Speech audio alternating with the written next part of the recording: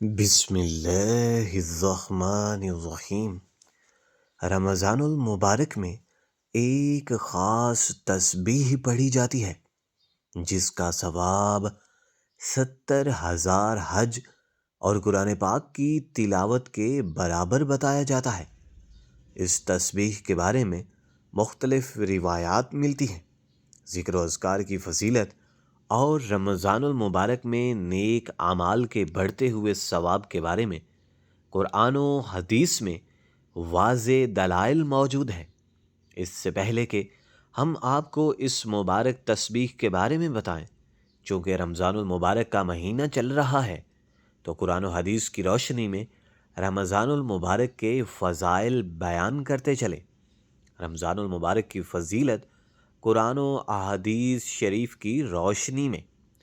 رمضان المبارک اسلامی سال کا 9واں مہینہ ہے جو برکتوں، رحمتوں اور مغفرت کا مہینہ ہے۔ اس مہینے میں قرآن مجید نازل ہوا اور اللہ تعالی نے اسے عبادت، روزہ، ذکر اور دعا کی قبولیت کا خاص موسم بنایا۔ قرآن و حدیث میں رمضان کی بہت زیادہ فضیلت بیان کی گئی ہے، جن میں چند درج ذیل ہیں۔ رمضان کی فضیلت قرآن پاک کی روشنی میں۔ رمضان میں قرآن پاک نازل ہوا۔ اللہ تبارک و تعالی فرماتے ہیں: شہر رمضان الذی انزل فیہ القرآن ھدی للناس وبینات من الھدی والفرقان۔ یہ آیت مبارکہ سورۃ البقرہ میں موجود ہے، جس کا ترجمہ کچھ یوں ہے: رمضان کا مہینہ وہ ہے جس میں قرآن نازل کیا گیا، جو لوگوں کے لیے ہدایت ہے اور ہدایت اور حق و باطل میں فرق کرنے والی واضح نشانیاں ہیں۔ یہ آیت رمضان کی عظمت کو واضح کرتی ہے، کیونکہ اسی مہینے میں قرآن پاک کا نزول ہوا، جو انسانوں کے لیے راہ ہدایت ہے۔ نمبر 2، روزہ فرض ہونے کا حکم۔ اللہ تبارک و تعالی فرماتے ہیں: یا ایھا الذین آمنوا کتب علیکم الصیام کما کتب علی الذین من قبلکم لعلکم تتقون۔ یہ آیت مبارکہ بھی سورۃ البقرہ میں موجود ہے، جس کا ترجمہ کچھ یوں ہے: اے ایمان والو، تم پر روزے فرض کیے گئے جیسے کہ تم سے پہلے لوگوں پر فرض کیے گئے تھے، تاکہ تم پرہیزگار بن جاؤ۔ یہ آیت مبارکہ روزے کی فرضیت کو بیان کرتی ہے، اور اس کا مقصد تقوی حاصل کرنا ہے، جو بندے کو اللہ کے قریب کرتا ہے۔ نمبر 2، رمضان و مبارک کی فضیلت حدیث پاک کی روشنی میں۔ جنت کے دروازے کھل جاتے ہیں۔ رسول اللہ صلی اللہ علیہ وآلہ وسلم نے ارشاد فرمایا: اذا جاء رمضان فتحت ابواب الجنہ وغلقت ابواب النار وصفدت الشیاطین۔ یہ حدیث پاک صحیح بخاری اور صحیح مسلم شریف دونوں میں موجود ہے، جس کا ترجمہ کچھ یوں ہے: جب رمضان آتا ہے تو جنت کے دروازے کھول دیے جاتے ہیں، جہنم کے دروازے بند کر دیے جاتے ہیں اور شیطانوں کو جکڑ دیا جاتا ہے۔ یہ حدیث رمضان المبارک میں عبادات کی آسانی، برکت کو بیان کرتی ہے، کیونکہ برائیوں کے اسباب کم ہو جاتے ہیں۔ نمبر 2، روزے دار کے لیے 2 خوشیاں۔ رسول اللہ صلی اللہ علیہ وآلہ وسلم نے فرمایا: للصائم فرحتان، فرحۃ عند فطرہ وفرحۃ عند لقاء ربہ۔ یہ حدیث مبارکہ صحیح بخاری اور صحیح مسلم شریف میں موجود ہے، جس کا ترجمہ کچھ یوں ہے: روزے دار کے لیے 2 خوشیاں ہیں، ایک خوشی افطار کے وقت اور دوسری خوشی اپنے رب سے ملاقات کے وقت۔ یہ حدیث روزے دار کے لیے دنیا اور آخرت میں خوشخبری کی نشاندہی کرتی ہے۔ رمضان المبارک میں عبادت 1000 مہینوں سے بہتر ہے۔ رسول اللہ صلی اللہ علیہ وآلہ وسلم نے فرمایا، من کام رمضان ایمانا واحتسابا غفر لہ ما تقدم من ذنبہ۔ یہ حدیث پاک صحیح بخاری اور صحیح مسلم شریف میں موجود ہے، جس کا ترجمہ کچھ یوں ہے، جو شخص ایمان اور ثواب کی نیت سے رمضان میں قیام کرے اور اس کے پچھلے تمام گناہ معاف کر دیے جاتے ہیں۔ اس حدیث میں رمضان المبارک کی راتوں میں قیام یعنی نماز تراویح کی فضیلت بیان کی گئی ہے، جو گناہوں کی معافی کا ذریعہ بنتی ہے۔ اللہ تعالیٰ انہیں چاہتے ہیں کہ اس بندے جہنم میں نہ جائیں اور دین کو آسان بنایا۔ قرآن و حدیث کی روشنی میں اللہ تبارک و تعالیٰ اپنے بندوں کے لیے بھلائی اور آسانی چاہتے ہیں اور نہیں چاہتے کہ کوئی انسان جہنم میں جائے۔ اسی لیے اللہ تبارک و تعالیٰ نے دین کو آسان بنایا اور مغفرت کے دروازے کھول دیے تاکہ لوگ آسانی سے ہدایت کی راہ پر چل سکیں۔ اللہ تعالیٰ بندوں کے لیے آسانی چاہتے ہیں۔ قرآن پاک کی روشنی میں نمبر 1، دین کو آسان بنایا گیا۔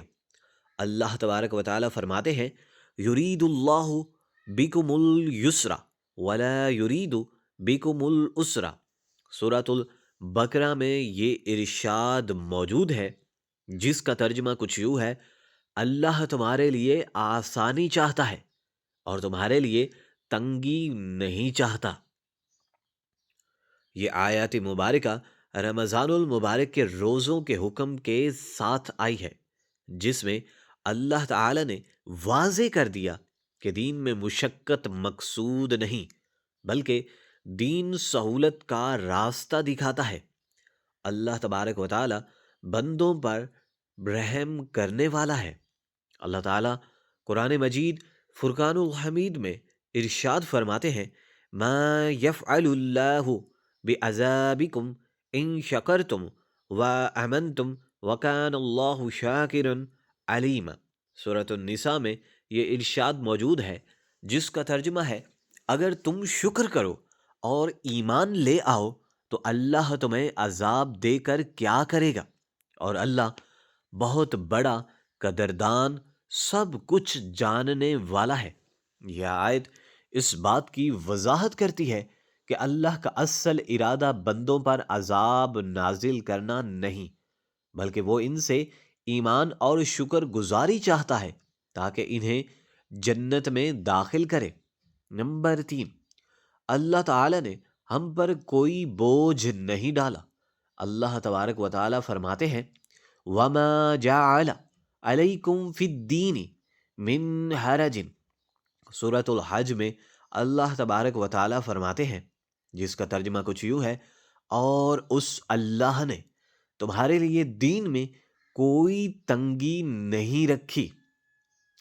یہ آیت مبارکہ کی وضاحت یہ ہے کہ یہ آیت اس حقیقت کو ظاہر کرتی ہے کہ دین اسلام کو انسانی فطرت کے مطابق رکھا گیا ہے تاکہ لوگ آسانی سے اس پر عمل کر سکیں۔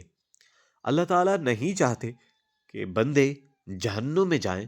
حدیث پاک کی روشنی میں اللہ تعالیٰ جہنم کو بندوں سے دور کرنا چاہتے ہیں۔ رسول اللہ صلی اللہ علیہ وآلہ وسلم نے ارشاد فرمایا، ان اللہ تعالی بسط یداہ باللیل لیتوب مسیء النہار وبسط یداہ بالنہار لیتوب مسیء اللیل حتی تطلع الشمس من مغربها۔ صحیح مسلم شریف میں یہ حدیث پاک موجود ہے۔ اللہ تعالی رات کو اپنا ہاتھ پھیلاتے ہیں تاکہ دن میں گناہ کرنے والا توبہ کر لے، اور دن کو اپنا ہاتھ پھیلاتے ہیں تاکہ رات میں گناہ کرنے والا توبہ کر لے، یہاں تک کہ سورج مغرب سے طلوع ہو جائے۔ یہ حدیث اللہ تعالیٰ کی ایک حد رحمت کو ظاہر کرتی ہے جو ہر وقت بندوں کو معافی اور توبہ کی دعوت دیتا ہے تاکہ وہ جہنم سے بچ جائیں۔ نمبر 2، اللہ تعالیٰ اپنے بندوں کے جہنم میں جانے کو پسند نہیں کرتے۔ رسول اللہ صلی اللہ علیہ وآلہ وسلم نے فرمایا، اللہ ارحم بعبادہ من ہذہ بولدہا۔ صحیح مسلم شریف اور صحیح بخاری شریف میں یہ حدیث پاک موجود ہے۔ اللہ تبارک و تعالی اپنے بندوں پر اس کی ماں سے زیادہ مہربان ہے جو اپنے بچے پر مہربان ہوتی ہے۔ یہ حدیث اللہ تعالیٰ کی بے پناہ رحمت کو واضح کرتی ہے کہ وہ کسی کو جہنم میں ڈالنا نہیں چاہتے بلکہ بندوں کو ہدایت دینا اور جنت میں داخل کرنا چاہتے ہیں۔ نمبر 3، اللہ تعالیٰ ہر رات مغفرت کا اعلان کرتے ہیں۔ رسول اللہ صلی اللہ علیہ وآلہ وسلم نے فرمایا، ينزل ربنا تبارك وتعالى كل ليلة إلى السماء الدنيا حين يبقى ثلث الليل الآخر فيقول من يدعوني فاستجيب له من يسألوني فأعطيه من يستغفر فاغفر له۔ صحیح مسلم شریف اور صحیح بخاری شریف میں یہ موجود ہے، ہمارا رب ہر رات آسمان دنیا پر نزول فرماتا ہے جب آخری تہائی رات باقی رہ جاتی ہے اور کہتا ہے، کوئی مجھے پکارتا ہے کہ میں اس کی دعا قبول کروں، کوئی مجھ سے مانگتا ہے کہ میں اسے عطا کروں، کوئی مجھ سے بخشش طلب کرتا ہے کہ میں اسے معاف کر دوں۔ یہ حدیث اس بات کی دلیل ہے کہ اللہ تعالیٰ ہر وقت اپنے بندوں کو معافی دینے کے لیے تیار رہتا ہے تاکہ وہ جہنم سے بچ جائیں اور جنت میں داخل ہو جائیں۔ اس کا نتیجہ قرآن و حدیث کی روشنی میں یہ واضح ہوتا ہے۔ اللہ تبارک و تعالی دین کو آسان بنانا چاہتے ہیں تاکہ لوگ بآسانی عمل کر سکیں اور نجات حاصل کر سکیں۔ اللہ تبارک و تعالی ہرگز نہیں چاہتے کہ کوئی بھی بندہ جہنم میں جائے، اسی لیے وہ توبہ اور استغفار کے دروازے کھولتے ہیں اور ہر وقت مغفرت کا اعلان فرماتے ہیں۔ اللہ تعالیٰ اپنی رحمت سے جنت کو بندوں کے لیے قریب کرتے ہیں اور ان پر اس ماں سے زیادہ مہربان ہے جو اپنے بچوں سے محبت کرتی ہے۔ اللہ تعالیٰ ہمیں ہدایت اور نیک عمل کرنے کی توفیق عطا فرمائے اور ہمیں جہنم سے بچا کر جنت میں داخل کرے، آمین۔ ذکر و اذکار کی فضیلت قرآن و احادیث مبارکہ کی روشنی میں ذکر الہی عبادات میں سے ایک عظیم عبادت ہے جو دل کو سکون، برکت، مغفرت اور اللہ کی قربت عطا کرتا ہے۔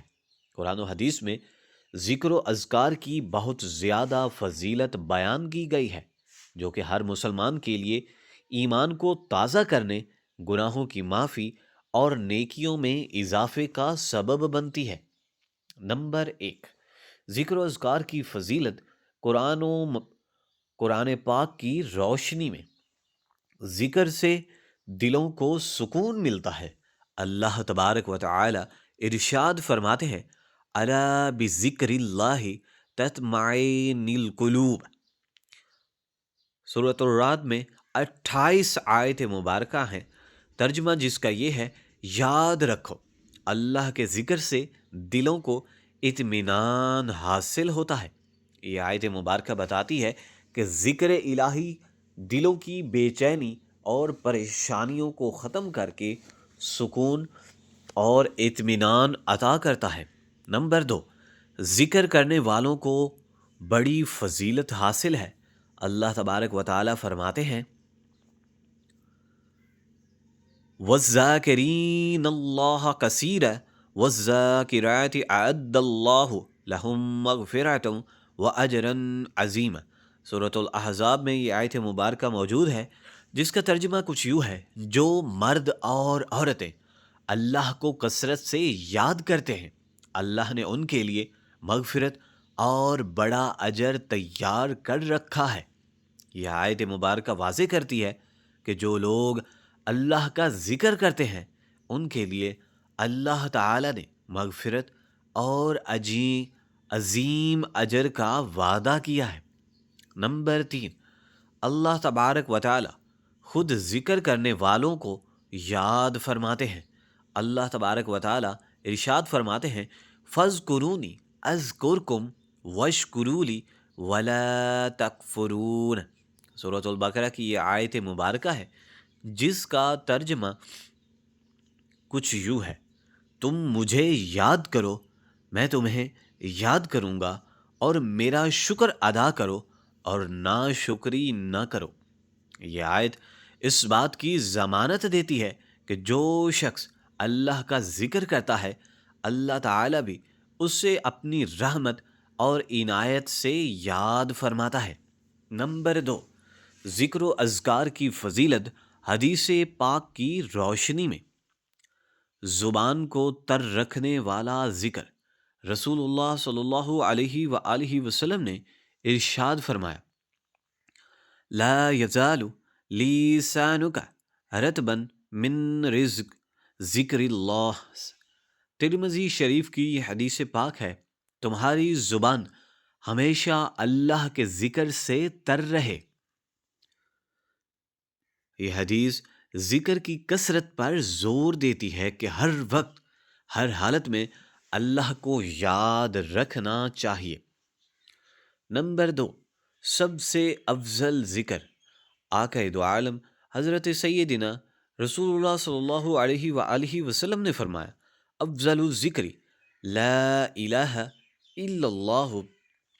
ترمذی شریف کی یہ حدیث پاک ہے جس میں آقا دو عالم نے افضل ذکر کے بارے میں بتایا ہے، سب سے افضل ذکر لا الہ الا اللہ، اللہ کے سوا کوئی معبود نہیں۔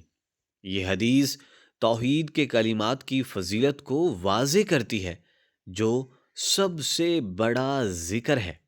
نمبر 3، آسان مگر بھاری اجر والا ذکر، رسول اللہ صلی اللہ علیہ وآلہ وسلم نے فرمایا کلماتان خفیفاتان علی اللسان ثقیلاتان فی المیزان حبیبتان الی الرحمن سبحان اللہ وبحمدہ سبحان اللہ العظیم۔ صحیح بخاری اور صحیح مسلم شریف کی حدیث پاک ہے جس کا ترجمہ 2 کلمے ہیں جو زبان پر ہلکے، میزان میں بھاری اور رحمان کو بہت زیادہ محبوب ہیں، وہ ہیں سبحان اللہ وبحمدہ سبحان اللہ العظیم۔ یہ حدیث ذکر کی آسانی اور اس کے عظیم اجر کی طرف اشارہ کرتی ہے۔ صبح و شام ذکر کی فضیلت، رسول اللہ صلی اللہ علیہ وآلہ وسلم نے فرمایا من قال سبحان اللہ وبحمدہ فی یوم مئۃ مرۃ حطت خطایاہ وان کانت مثل زبد بحری۔ صحیح بخاری اور صحیح مسلم شریف کی یہ حدیث پاک ہے، جو شخص ایک دن میں 100 مرتبہ سبحان اللہ وبحمدہ کہے اس کے گناہ معاف کر دیے جاتے ہیں، چاہے وہ سمندر کی جھاگ کے برابر ہی کیوں نہ ہو۔ یہ حدیث پاک ذکر کی کثرت پر زور دیتی ہے اور بتاتی ہے کہ ذکر سے گناہوں کی بخشش ہو جاتی ہے، خواہ انسان کے گناہ کتنے ہی کیوں نہ ہوں۔ رمضان المبارک میں ایک خاص تسبیح پڑھی جاتی ہے جس کا ثواب 70,000 حج اور قرآن پاک کی تلاوت کے برابر بتایا جاتا ہے۔ اس تسبیح کے بارے میں مختلف روایات ملتی ہیں، مگر مستند احادیث میں اس کی صراحت نہیں ملتی۔ تاہم ذکر و اذکار کی فضیلت اور رمضان المبارک میں نیک اعمال کے بڑھتے ہوئے ثواب کے بارے میں قرآن و حدیث میں واضح دلائل موجود ہیں۔ تسبیح یہ ہے درج ذیل آپ کے سامنے پیش کی جا رہی ہے۔ آپ ویڈیو کو محفوظ کر کے اسے یاد کر سکتے ہیں یا ویڈیو کا اسکرین شاٹ بھی لے سکتے ہیں۔ لا الہ الا اللہ وحدہ لا شریک لہ لہ الملک ولہ الحمد یحیی ویمیت وہو حی لا یموت بیدہ الخیر وہو علی کل شیء قدیر۔ اس تسبیح کی فضیلت کے حوالے سے روایات، بعض روایات میں ذکر ہے کہ جو شخص رمضان میں یہ تسبیح پڑھتا ہے اسے 70,000 حج کا ثواب ملتا ہے، اور اتنے ہی قرآن پاک کے ختم کرنے کا ثواب حاصل ہوتا ہے۔ تاہم یہ روایات ضعیف یا غیر مستند سمجھی جاتی ہیں کیونکہ اس کی تصدیق صحیح احادیث سے نہیں ہوتی۔ قرآن و حدیث کی روشنی میں ذکر و اذکار کی فضیلت، قرآن میں ذکر کی ترغیب دی گئی ہے۔ بار بار اللہ تبارک و تعالی نے ارشاد فرمایا ہے، اللہ تبارک و تعالی ارشاد فرماتے ہیں فَاذْكُرُونِ أَذْكُرْكُمْ وَاشْكُرُوا لِي وَلَا تَكْفُرُونَ، پس تم مجھے یاد کرو، میں تمہیں یاد کروں گا، اور میرا شکر ادا کرو اور نا شکری نہ کرو۔ رسول اللہ صلی اللہ علیہ وآلہ وسلم نے ارشاد فرمایا، حضرت ابو ہریرہ رضی اللہ تعالی عنہ سے روایت ہے کہ نبی کریم صلی اللہ علیہ وآلہ وسلم نے فرمایا، جو شخص لا الہ الا اللہ وحدہ لا شریک لہ لہ الملک ولہ الحمد وہو علی کل شیء قدیر 100 مرتبہ پڑھے، اسے 10 غلام آزاد کرنے کے برابر اجر ملے گا، اس کے لیے 100 نیکیاں لکھی جاتی ہیں اور 100 گناہ معاف کر دیے جاتے ہیں۔ یہ حدیث پاک صحیح بخاری اور صحیح مسلم شریف دونوں میں موجود ہے۔ یہ تسبیح یقیناً ایک مبارک ذکر اور رمضان المبارک میں اس کا پڑھنا زیادہ فضیلت رکھتا ہے۔ تاہم 70,000 حج اور مکمل قرآن کے بارے میں کوئی مستند حدیث شریف موجود نہیں، لیکن چونکہ ذکر و اذکار کے بے شمار فضائل ہیں اس لیے یہ تسبیح کو کثرت سے پڑھنا باعث برکت اور ثواب ہے۔ امید ہے کہ آپ کو یہ ہماری ویڈیو پسند آئی ہوگی۔ کمنٹ سیکشن میں اپنی قیمتی رائے سے ہمیں آگاہ کر دیجیے گا۔ اللہ نگہبان۔